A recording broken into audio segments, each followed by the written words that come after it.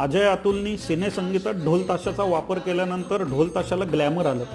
जी शालेय पथकं होती सुरुवातीची फक्त, ज्याची सुरुवात ज्ञानप्रबोधिनीपासून झाली. मी थोडं इतिहासात जातो. गणेशोत्सवामध्ये ज्या वेळेला रोंबा सोंबा डिस्को असे सगळे विषय आले, तर ह्या विषयाला काहीतरी एक उपाय केला पाहिजे आणि चांगल्या लोकांनी हा गणेशोत्सव साजरा केला पाहिजे, हे ज्ञानप्रबोधिनीचे संस्थापक आप्पासाहेब पेंडसे त्यांच्या मनामध्ये आलं.